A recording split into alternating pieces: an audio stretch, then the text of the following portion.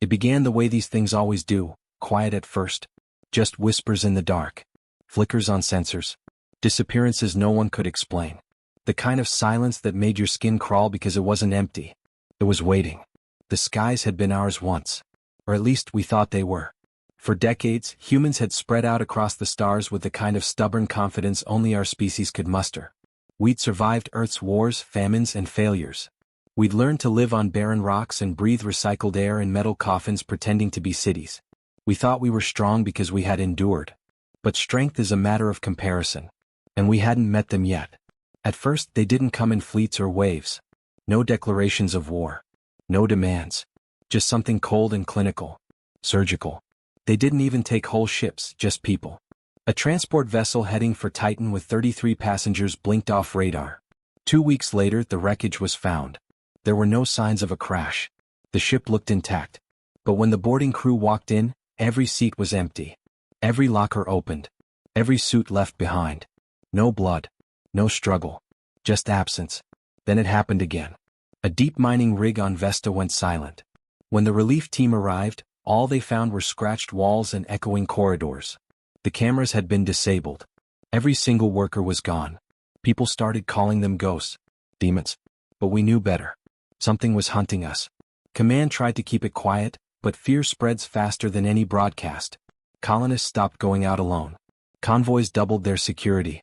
Ships started traveling in packs like schools of fish trying to confuse a shark. But it didn't help. The vanishings kept coming. Faster. Bolder. Whole outposts erased. Even the military wasn't safe.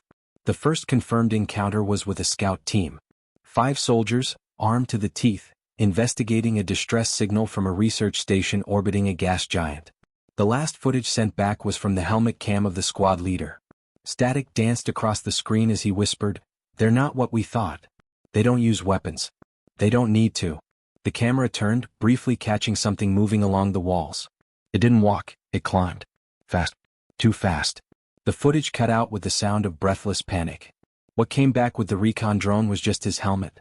The inside was slick with blood, the outside clawed like it had been gripped by something with fingers too long and too many. They finally gave it a name then. The press called them hunters. The military called them Class 9 hostiles.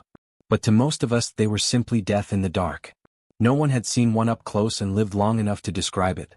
But everyone knew the rules: stay in groups, never leave a ship unarmed, and if you heard something that didn't sound human, run. It wasn't a war, not yet. It was survival. The outer colonies fell first. Earth pulled back its reach, letting the farthest settlements fend for themselves. Not out of cruelty. Out of fear. Even the bravest captains hesitated before jumping into the fringe systems now. Every trip felt like a coin toss. And no one liked the odds. But humans are strange creatures. We grieve, yes. We fear. But we also adapt. Some broke down, drank themselves into a quiet sleep, hoping the nightmares would pass. Others fought. Scientists started obsessing over the little scraps of evidence we recovered. Traced DNA, burnt husks of whatever the hunters had used to pierce steel bulkheads. Theories bloomed like mold. No one could agree on what they were, but everyone agreed on one thing. If we didn't find a way to fight back, there wouldn't be anyone left to argue. Then came the turning point. A listening post on the edge of the Perseus Arm, barely manned, mostly forgotten, picked up a distress beacon from a freighter that had disappeared 2 months earlier. It was weak, almost buried under static. But it wasn't automated. Someone had triggered it. Someone was still alive. A recovery team was launched. Small crew. Just 6 people. But they were hand-picked. Engineers, medics, ex-military. People who had survived the outer colonies. People who didn't scare easy. The freighter had drifted into the edge of a dead system. No light. No warmth. Just a black pit where the stars looked afraid to shine. Docking was risky. The ship's exterior was pockmarked and scorched, like it had passed through hell. But the beacon was still pulsing. They boarded. What they found changed everything. There was one survivor. Barely conscious, dehydrated, and on the edge of madness. But alive. He had sealed himself inside the engine compartment with nothing but a plasma torch and a shortwave radio. His voice was cracked when they found him, but his words were clear. "They're not gods. They bleed." The man, no one knows his real name, said he had watched the rest of his crew get taken. One by one. Silent. Swift. Like shadows with teeth. But he had set a trap. Rerouted the power grid. flooded the chamber with raw energy. One of them had gotten too close. And he burned it. Not fully but enough.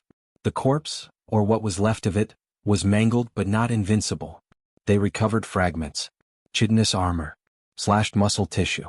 Burnt skin that shimmered with a strange, dark sheen. The autopsy revealed something shocking. Underneath all the monstrous strength and speed, it was alive. Biological. And most importantly, vulnerable. That discovery lit a fire under humanity. Research stations turned into war labs. We stopped running. We started planning. Experimental weapons. Thermal traps. Chemical agents. We didn't have much, but we had one thing the hunters didn't. Desperation. We would do whatever it took. Not everyone agreed. Some wanted to retreat to Earth and seal the sky behind them. Pretend the stars were just a bad dream. But others, those who had lost families, friends, whole communities, they wanted justice. They wanted revenge. A new group formed in the shadows. Ex-military. Rogue scientists. Former colonists who had nothing left to lose. They called themselves the Ember Protocol. No official support. No jurisdiction. But a mission, to hunt the hunters. To learn their patterns. Track their ships. Bait them, study them, and, if possible, kill them. The Ember Protocol operated in silence, taking losses, taking risks no government dared approve. But little by little they gathered intel. Weaknesses. Habits. Signals. These monsters were smart, but they weren't gods. They made mistakes. The first confirmed kill came on the moons of Gliese 4. A bait ship rigged with pressure-triggered flammers caught 3 of them during an attempted boarding. The bodies were reduced to ash. But the footage survived. And when it was leaked, the galaxy changed. The fear didn't vanish, but it shifted. Now it had a target. Humanity had always been underestimated. Even by ourselves. But now we had proof. And that was all we needed. The Ember Protocol began coordinating with ex-colony militias. Volunteers poured in, pilots, sharpshooters, tech experts, survivors. People who had seen what the hunters could do and still chose to fight. They didn't wear uniforms. They didn't answer to any flag. They answered to each other. And slowly the balance began to tilt. Attacks still happened. People still vanished. But now, sometimes the hunters didn't come back either. Their ships started going missing. Their trails vanished mid-flight. They began retreating. Not far. Not yet. But enough to notice. That's when the real mystery began. Because the more we fought, the more we saw patterns. Strange ones. They weren't hunting for food. They weren't trying to conquer. They were searching. Tearing through settlements, scanning data cores, digging through human archives. Like they were looking for something. Or someone. And when they didn't find it, they killed everything in their path. The Ember team started cross-referencing attack sites. Some had no strategic value. But all of them shared one detail. Every location had once been tied to a single exploration mission. A mission that had disappeared years ago. A ship lost in deep space. No trace. No distress call. Just gone. Until now. Because a signal has been received. Old encryption. Very old. But human. And it's coming from a system we marked as uninhabitable over a decade ago. The Ember Protocol is already en route. They've dispatched their best. Not just to find out what's there, but to understand why the hunters care so much about it. Because if we can find out what they want, what they fear, maybe we can end this before there's nothing left to save. But there's one more thing. A message embedded deep within the signal. Corrupted but partly legible. Just 5 words. They were running from us. And that changes everything. Because maybe we weren't the prey after all. Maybe we were the reason the hunters came. And maybe they're not hunting us out of strength, but out of fear. Because something worse is coming. And we're the only ones who can stop it. Or unleash it. She'd seen it once before. The look in someone's eyes right before they're taken. Not just fear. Not just pain. Something deeper. Something that doesn't belong in the eyes of a living thing. It was like something reached in, scraped out who they were, and left a hollow mask behind. That haunted look stayed with her long after the screams had faded. That was 10 years ago. Back when Earth still had cities. Still had power. Still had news stations lying to people about how everything was under control. Back when she had a brother. Before the sky split open and something fell out of it. Something that didn't care if you cried or begged. She crouched low behind a crumbled wall, the morning light creeping over the broken horizon. Her fingers curled tighter around the edge of the old rifle she'd found. It wasn't much. It stuttered every third shot, but it was enough to make her feel like she wasn't entirely helpless. Maybe that's all any of them were holding on to now, just the illusion of control. A trigger, a hiding spot, a few breaths that hadn't been stolen yet. She could still hear the hum. That faint, low drone the alien patrols made. Like metal purring, vibrating through the bones before you even saw them. It was how they hunted, sound and pressure. Something about the way they moved bent the air, like they weren't fully in one place at a time. Sometimes they flickered. Just for a second. Enough to make your brain skip, enough to make you wonder if you'd imagine them. But she knew better. Everyone left knew better now. The boy with her couldn't have been more than 12. She didn't know his name. He hadn't said a word since she found him 2 days ago, huddled under the body of a woman in the ruins of what used to be a market. His eyes told her everything she needed to know. He'd seen it. Probably more than once. He gripped her arm suddenly. Her breath caught in her throat. The sound was louder now, closer. That vibrating hum, followed by a sharp clicking rhythm. The aliens never spoke words, not out loud. But that clicking sound, those patterns, they meant something. She was sure of it. She didn't need to know the language to understand the intent. They were talking to each other. Calling out. Closing in. They ducked into the remains of a stairwell. The air was musty and dry, filled with the scent of old soot and scorched concrete. She pressed her back to the wall, the boy clinging to her side. Neither of them moved. Neither of them breathed. The hum passed by. Then again. Louder. Right outside. Then silence. She didn't trust silence anymore. That's when they were closest. She looked down and saw the boy had peed himself. She didn't say anything. Just squeezed his shoulder. He flinched but didn't cry. She admired that. Even the strongest adults sometimes broke down. He stayed quiet. They waited another 5 minutes before moving. 5 minutes that felt like 5 hours. The patrols didn't stick around long in one spot. Not unless they found something. When she finally led them out through a gap in the basement wall, the sunlight was sharper. The day was heating up and that meant they had to move fast. The drones flew higher during the heat, scanning from above. People called them vultures. Big, round things that hovered and buzzed like angry flies. And if you were out in the open when they passed, that was it. No warning. No mercy. She'd seen one strike once. It hadn't even used a weapon. Just descended and the man beneath it had crumpled. Like gravity had been turned against him. Blood out of every hole in his head. His scream didn't even finish. They kept to the alleys. Narrow spaces between broken buildings, where the shadows still offered a little protection. Where the metal monsters didn't quite fit. Where humans, broken and hunted, still had edges left untouched. They reached what used to be a school. The walls were mostly gone but the basement held. She knew the way. Her group had stayed here once, before half of them vanished one night. She hadn't stayed long after that. But now, with the boy beside her and the patrols thick in the streets, she didn't have a choice. Inside the air was cool and stale. The silence down here was deeper too. Heavy. Like the place remembered the last screams it heard. She lit a small chemical flare, red and soft. Enough to see, not enough to be seen from above. The boy stared at the walls. At the marks. Scratches and symbols left by survivors. Some were warnings. Some were names. Some were just madness scribbled by someone who didn't want to die without a trace. She took a seat against the wall and motioned for the boy to do the same. He hesitated, then sat across from her, knees pulled close. He still hadn't said a word. "I'm not gonna ask what happened," she said quietly. "But I need to know you can stay quiet. If you hear that hum again, if you hear the clicks, you don't move. You don't breathe unless I do." He nodded. "Not much, just enough." "Good." She reached into her pack and pulled out a ration bar. Split it in half. Gave him the bigger piece. He took it, chewed like it hurt to swallow. She understood. As they ate, her mind drifted. Back to the beginning. The first day the sky opened. Everyone remembers it differently. Some say it started with the blackout. Others say with the clouds splitting like they were being peeled back. She remembered it by sound. That unearthly shriek when the first ship dropped through the clouds. Not loud but wrong. Like it wasn't meant to be heard by human ears. They came fast. No negotiation. No invasion speech. Just ships. Weapons. Creatures. The first months were the worst. Humans fought back. We always fight back. But guns didn't work the same on them. Some bled, sure. Some even died. But others? Bullets bent. Fire turned back on the ones who lit it. Some weapons just stopped working near them. And the ones they captured weren't killed right away. No, they were taken. Disappeared. And sometimes they came back.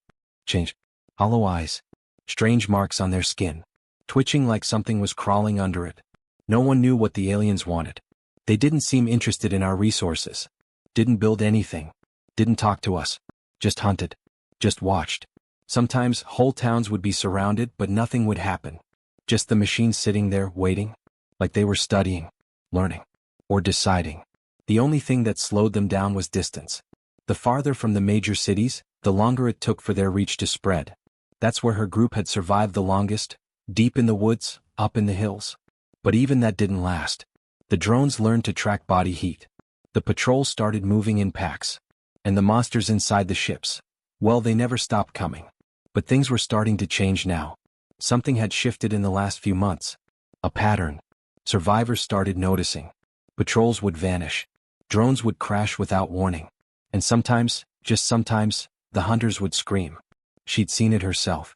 One night about 2 weeks ago, they'd watched from the treeline as a patrol combed through a valley. 5 units. Smooth silver armor. Long insect-like limbs. That humming sound as they moved. Then, without a warning, one of them seized up. Twitched. The others turned. But before they could react, the thing just exploded. Not like a bomb. Like something inside it had torn its way out. The others started clicking wildly. And then, from the shadows, something else moved. She didn't see what. But she heard it. Heard the alien scream. A sound she didn't think they could even make. She and the others had run. They hadn't waited to see more. But the whispers spread. Some said it was another species. Some said it was a weapon the government had made before they fell. Others said it was something older. Something that hated the aliens as much as humans did. She didn't know what to believe. But the fear in the aliens' behavior since then? That was real. The way their patrols moved faster now, tighter. The way they scanned their own kind before anything else. The hunters were scared. And fear, real fear, could be used. She looked back at the boy. He was dozing now. Eyes closed, body tight like he still expected to wake up screaming. She wouldn't let that happen. Not tonight. She rose, careful not to wake him, and moved to the far wall. There was a section with old drawings, symbols. She didn't draw them, but she'd seen them before. Circles. Slashes. A shape that looked like a flame caught in a spiral. Survivors passed them around like a message. No one knew exactly what they meant, but they always showed up near the places where alien forces had been wiped out. She reached into her pack and pulled out a chipped communicator. A relic. Probably pre-invasion. It didn't connect to anything anymore, not the grid, not satellites, but someone had rigged it with a pulse detector. A soft ping when motion approached. It hadn't gone off in hours. Until now. Ping. Faint. She froze. Another ping. Closer. She reached for the rifle. No hum. No click. Whatever was out there, it wasn't alien. Or at least not like the others. The floor above creaked. Her heart pounded. Ping. The boy stirred, opened his eyes, stared at her. A shadow moved against the far wall. Long, thin.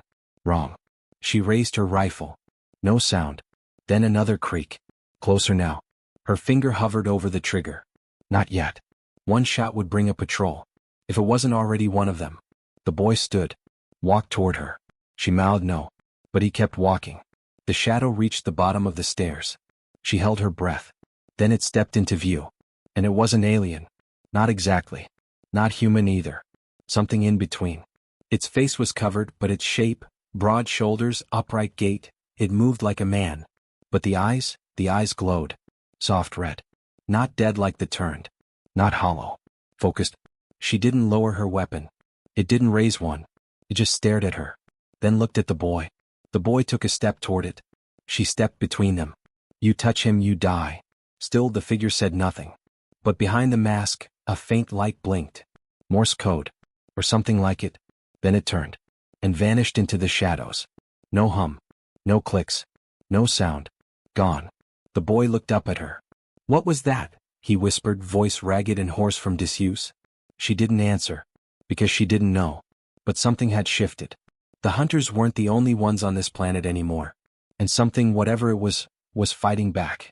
For the first time in years, she didn't just feel fear. She felt something else too. Hope. But hope could be dangerous. Especially when you didn't know what it cost. And somewhere above them, just beyond the broken ceiling and fractured sky, the hum returned. Louder. Angrier. They knew. They'd felt the shift too. And the hunt was far from over. The wind outside howled louder than it had all week. That strange, high-pitched hum was back too, barely audible, almost like it was hiding beneath the sound of the storm, But those who had heard it before knew better. It was never just the wind. The base lights flickered again. Not enough to cut the power, but enough to put everyone on edge. People had stopped pretending this was just bad weather or faulty wiring. No one said it out loud anymore, but deep down they all knew something was coming. They could feel it crawling under their skin like a warning they didn't understand. Jackson stood near the main terminal, watching the live data stream from the perimeter sensors. He'd been watching for hours, waiting for something, anything, to make sense. But the readings were the same, static, erratic, and wrong. The kind of wrong that made your gut tighten. He ran a hand over his face. He hadn't slept in 2 days. Behind him, Reyes paced back and forth, arms folded tight, her voice low but tense. The pattern's changing. Look, every time that hum shows up, the power drops just enough to reset our cameras. Whatever's doing this, it's smart. It's testing us. Jackson didn't answer. He was too focused on the screen, watching the motion sensors flare red for half a second, then die again. It had happened 6 times in the last hour. Every time they sent someone out to check, they found nothing. Just the cold, silent landscape. No footprints. No heat. No life. That was the worst part. It wasn't that something was out there, it was that it knew how not to be seen. Reyes slammed her fist against the wall. They're hunting us, Jackson. Not just watching, planning. He didn't argue. She was right. Down in the engineering bay, Miles had barricaded himself behind crates and locked doors. He wasn't talking to anyone now, just mumbling to himself and scratching notes in a tattered notebook. He'd figured something out, something about the signal, about how it wasn't random. He said it was language, buried deep in the noise, like a whisper lost in static. But he couldn't decode it fast enough, not with the constant disruptions, not with his own fear chewing away at him. At first no one believed him. But after the last blackout, when all the screens showed that single frame of static, just a flicker, a shape in the noise, they started listening. Some saw a face. Others saw something that looked like a map. Either way, no one slept after that. Up in the watchtower, Nora gripped her rifle tighter than she needed to. Her eyes scanned the horizon through the scope, but she couldn't shake the feeling that she was the one being watched. Even with thermal imaging, the land looked empty. Too empty. No birds. No insects. Just wind and ice and silence so thick it pressed on her chest. I keep seeing shadows, she whispered through the comms. Not movement. Shadows. Like something's there and gone before I blink. Back in the command room, Jackson heard her voice crack and closed his eyes for a second. He wanted to say something comforting, something to steady her. But he didn't know what would make any of this better. So he just said, "Stay sharp." Beneath their feet, the hum grew louder. This time it wasn't trying to hide. The lights dimmed again. This time they didn't come back on. Emergency backup kicked in, bathing the base in red. A low, pulsing glow that made everything look worse than darkness. Doors clicked shut automatically. Lockdown mode.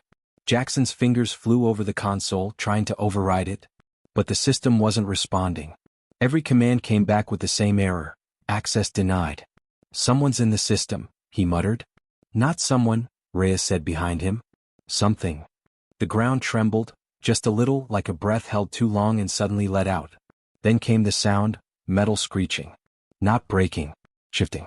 Like the base itself was being moved, turned, or, God help them, opened. Nora's voice broke through the static on the comms. They're inside. I saw it. Then nothing but noise. Jackson bolted from the console. Reyes was right behind him. They ran through the dark hallways, the red lights spinning shadows along the walls. Every corner felt wrong.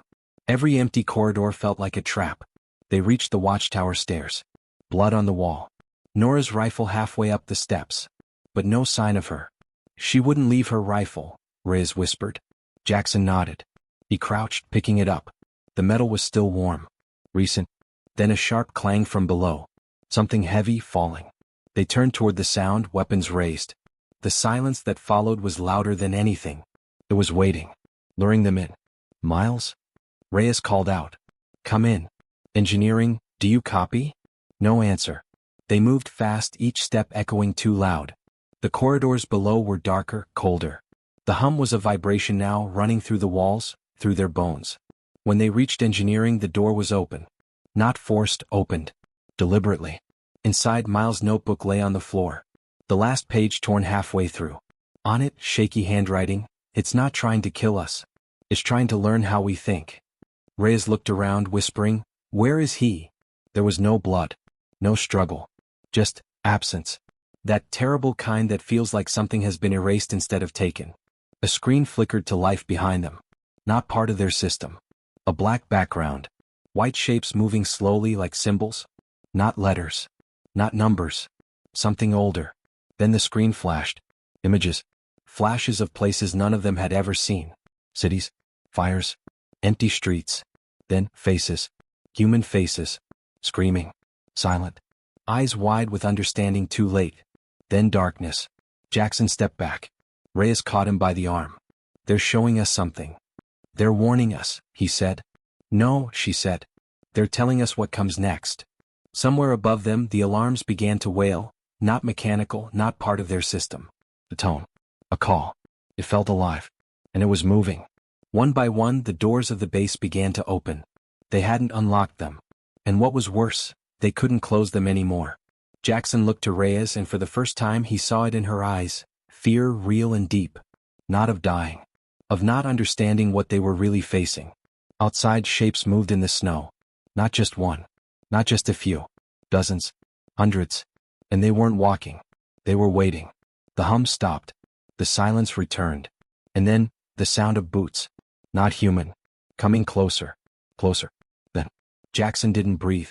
Not because he was holding his breath but because he forgot how to. The sound, those footsteps, weren't stomping or rushing. They were slow. Measured. Heavy enough to echo against steel and ice but never loud enough to pinpoint. Like whoever, or whatever, was walking toward them didn't need to run. Reyes raised her weapon, finger tight on the trigger, scanning the hallway. She whispered, "They're not just here to take us. This is something else. This feels like they've already won." The base felt like a tomb now. Warm bodies, beating hearts, human minds still inside, but everything else? Lifeless. The hum had stopped but something heavier replaced it. That pressure in the air, the choking silence between sounds, the strange throb in their heads like a second heartbeat that wasn't theirs. Outside the viewports, the snow blew sideways but you could see them now. Shapes standing still. Some tall, some hunched, some wrong. Their outlines shimmered like heat waves, never staying still long enough for the eye to settle. They didn't move like animals. They didn't flinch like soldiers. They waited. And then came the second signal. The base shuddered. Not from movement, but from sound. A pulse. Deep, not audible but felt. Like a single beat from something enormous. The screen in engineering flickered back to life, and this time, it didn't show warnings or alien symbols. It showed coordinates. Earth coordinates. Jackson stared, lips moving without sound. That's not here. That's the capital. Reyes said it out loud. They're not just here for us. This was never about the base. Miles' last message flashed again. They're learning how we think. But now it felt worse. Now it felt like the testing phase was over. They had watched, they had listened, and now they were moving. There was a flash, just outside the perimeter fence. Not lightning. Something brighter, silent, and blue. The power surged. Lights flared white, systems reactivated for a brief moment, and all the monitors came alive. They showed human cities. But not in real time. They were simulations. Dozens of them. Each one played out differently. One city flooded. Another burned. Another pulsed with light before collapsing into itself. It wasn't violence for chaos. It was calculated. Controlled. Jackson stepped back as one simulation showed the capital again. This time in perfect stillness. No people. Just structures. Cold, intact, and completely empty. They're not invading to destroy, he whispered. They're invading to replace. Reyes shook her head, staring hard at the simulations. No. Worse. They're not replacing anything. They're learning how to unmake us. Then the doors to the engineering bay hissed open. No one touched them. Nothing entered. But the pressure in the air tripled. That second heartbeat now pounded against their skulls. Both Jackson and Reyes dropped to one knee, groaning, clutching their heads.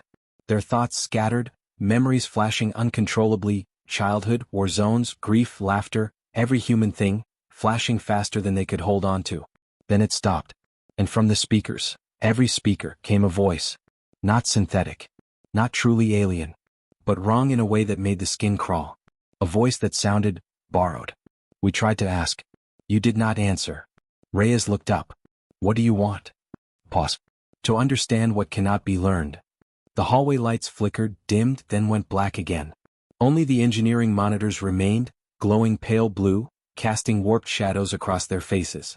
Jackson forced himself to speak. Why us? Another pause. This one felt personal. Because you remember pain. The air went dead. Like the sentence itself had taken something from the room. From somewhere deeper in the base, a human scream echoed. It wasn't Nora.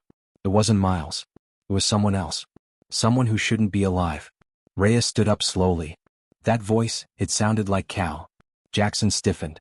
Cal had died 2 weeks ago in the Northern Ridge during a failed recon. They'd buried him. They'd seen his body. But the scream had been his. Rhea started walking, despite everything in her screaming to stop. Jackson followed. The hallway ahead twisted. Not structurally but visually. The walls looked further away than they should. The doorframes shimmered, slightly bent, like a dream trying to stay still. Every few steps their own reflections flashed in the glass panels, distorted, older or younger or sometimes not human at all. Then just before they reached the lower-level hangar the second twist struck. Reyes froze, her hand grabbing Jackson's arm. Do you hear that? He nodded slowly. A voice from behind the steel hangar doors. But not just one. Thousands. Whispers. And every single one was human. Names. Cries. Please. Laughter. Regret. All playing at once. They stared at the door. Then the wall to the left of it began to move, not open but melt. The steel curled in like wet paper, folding inward on itself, revealing a chamber that hadn't existed before.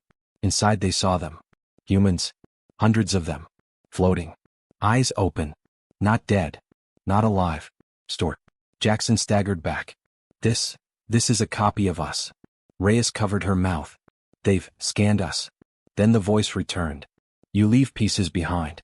In light. In sound. In memory. The bodies in the chamber flickered like holograms, but they weren't projections. They were records.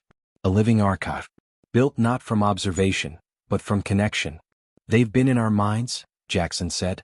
They've been watching from inside. That's when the realization landed like a blow to the chest. The invasion hadn't just begun. It had already happened. And it didn't come through ships or weapons. It came through memory. Signal. Understanding. Reyes grabbed Jackson's sleeve, eyes wide.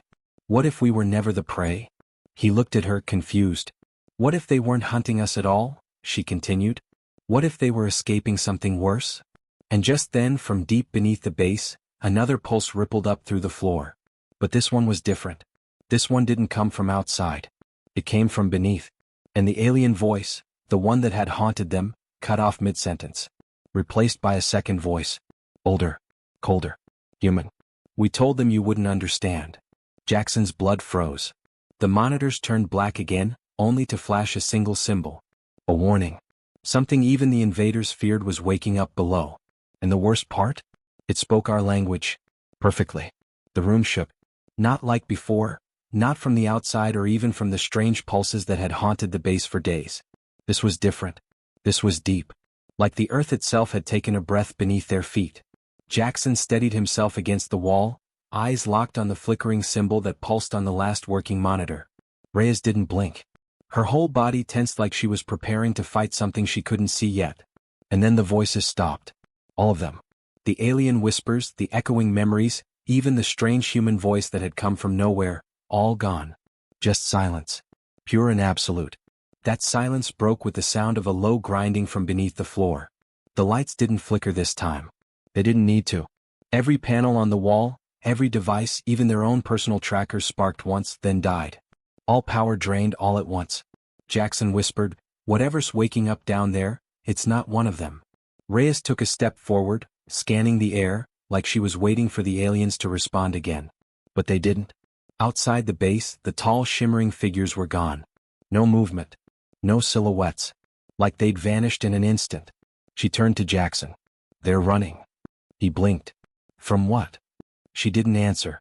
Because by then the hangar doors had begun to split apart. Slowly. Reluctantly.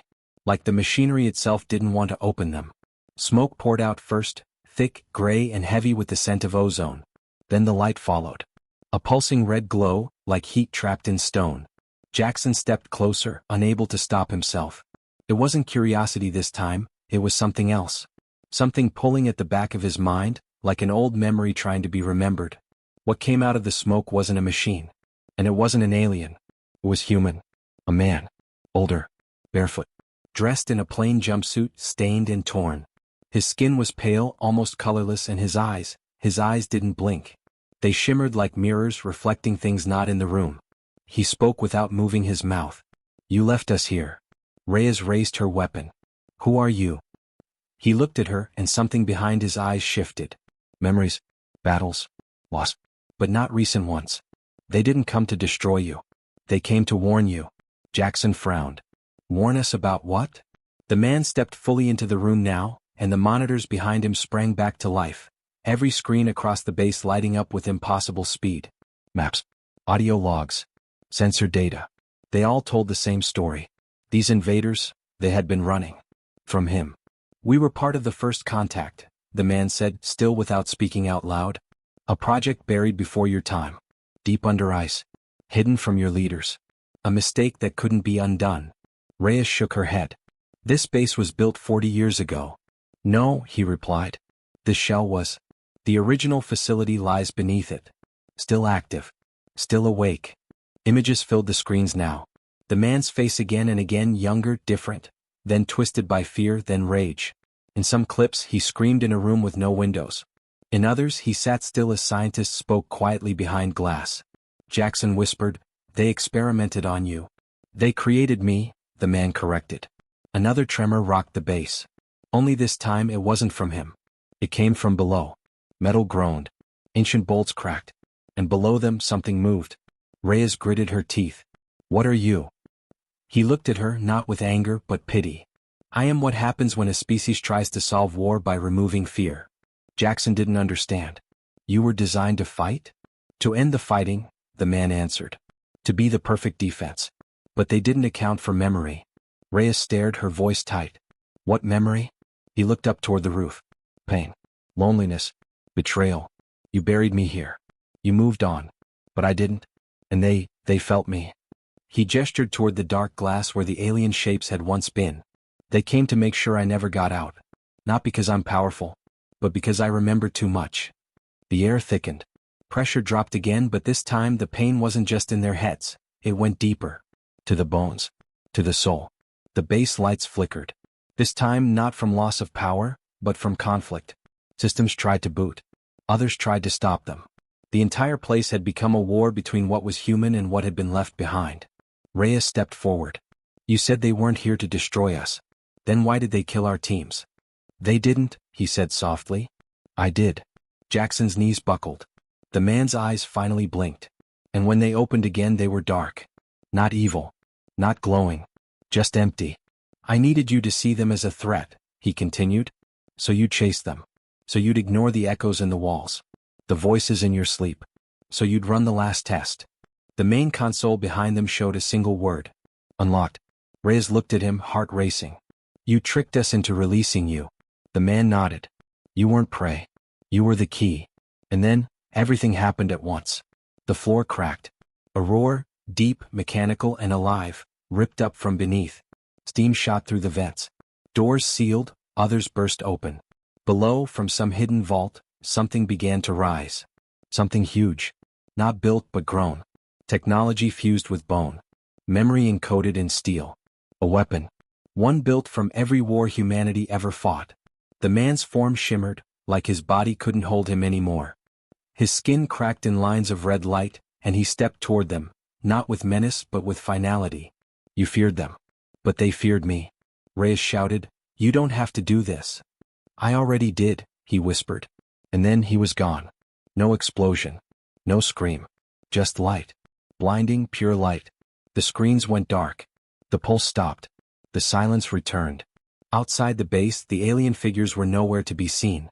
But in orbit, satellites captured the same flash, rising from beneath the ice and vanishing into space. Whatever had been buried was no longer there. Jackson and Reyes staggered into the snow, staring at the open sky. The silence above them stretched forever. And for a long moment it felt like it was over. But then, miles away near the old signal array, a new monitor blinked to life. A single message scrolled across it. Transmission received. And then another. From unknown human source. The screen glitched and displayed a new set of coordinates. Not on Earth, but far beyond. And this time, the invaders weren't running. They were coming back. But not as hunters. As messengers. And behind them, something followed. Something human. But not anymore. Just memory. Wrapped in rage. And looking for a place to call home. The wind across the frozen plain was colder now, like the sky itself had changed. Jackson and Reyes stood in the ruins of the base, smoke still curling from shattered vents, their breath clouding in the early dawn. Nothing stirred. No movement. No light. Just silence and snow. Jackson dropped to his knees, not from pain but from everything crashing in at once. The memories, the voices, the faces of those who didn't make it out. He clenched a handful of frozen earth, feeling its weight. "We thought we were the ones being hunted," he whispered. "But all along, we were just the bait." Reyes didn't answer right away. Her hand hovered over the sidearm she no longer needed to fire. For a moment she just watched the sky, eyes searching for something she couldn't name. Finally she turned to him. "The invaders, they were never here to conquer." He nodded. "They were trying to stop him. And now he was gone." Whatever had risen from beneath the ice wasn't part of any known human project. It was older than that. Something buried, erased from records, hidden for good reason. The stories in the data fragments they recovered painted a bleak picture. A prototype soldier, crafted from the worst of human fears, enhanced beyond control. When he broke containment, it wasn't rage that burned the lab to ashes. It was heartbreak. The invaders had found him decades later, still pulsing beneath the earth. Not dead. Not alive. Just waiting. The alien ships hadn't come to kill, they came to surround him. To build a prison around the edges of what he had become. Reyes walked back to the main wreckage and pulled a comm unit from the debris. It crackled faintly. She tried the long-range frequency. Nothing. Then just when she was about to shut it off, a faint reply came. "Base 0, this is Northern Watch. Do you read?" Her hand shook. She glanced at Jackson. He nodded and she hit transmit. "This is Reyes. We're alive. The base is compromised. We need evac and containment. And there's more. So much more." Pause. "Understood. Help is en route. Hold your position." The message gave them relief but only slightly. Because they knew this wasn't over. Not really. The war had never started in the way they thought. The alien invasion everyone feared wasn't an invasion at all. It was an intervention. And humanity had nearly ruined its only warning. Jackson pulled a blanket from the emergency pack and sat beside Reyes. She leaned her head against the ruined console. The warmth was minimal but enough.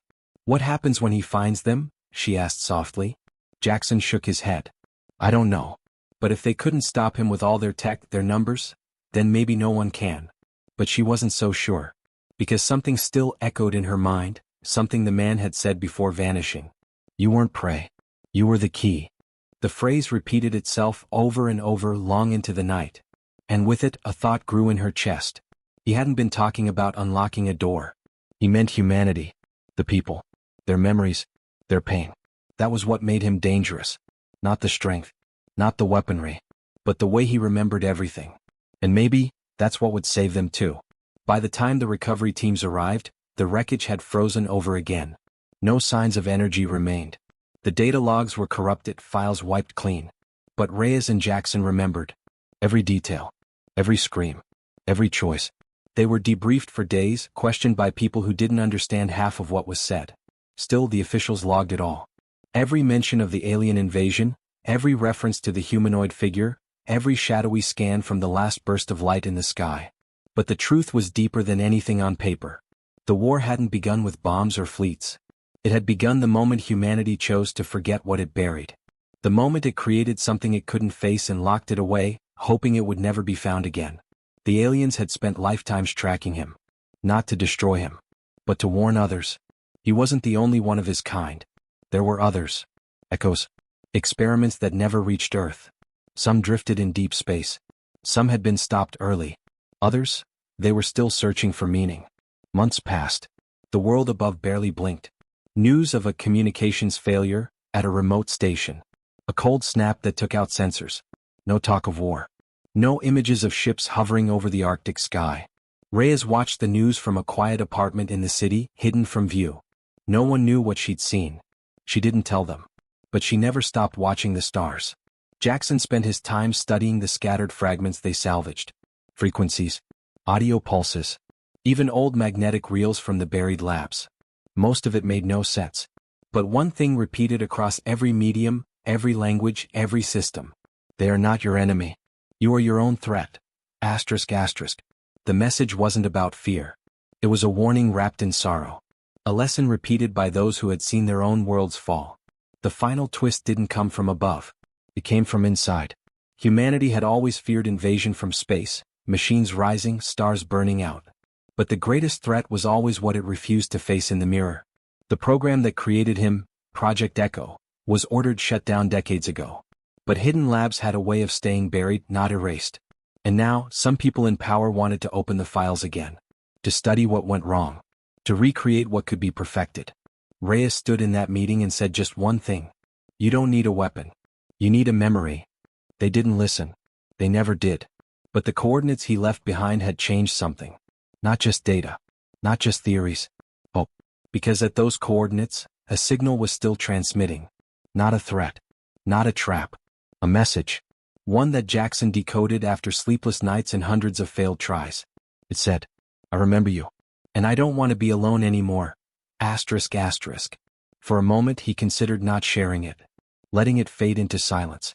But then he remembered the look on Rhea's face, the fire in her voice, and the quiet grief in the figure who had vanished into light. He sent the message. Not to governments. Not to generals. To the world. As a story. As a warning. As a truth hidden in plain sight. They called it fiction. A sci-fi tale. A strange theory. But some people read it twice. Some felt something familiar in the words. And a few started to remember things they couldn't explain. The stars stayed quiet. But for the first time in a long time, humanity listened. And far beyond Earth, something paused. Something old. Something once broken. And smiled.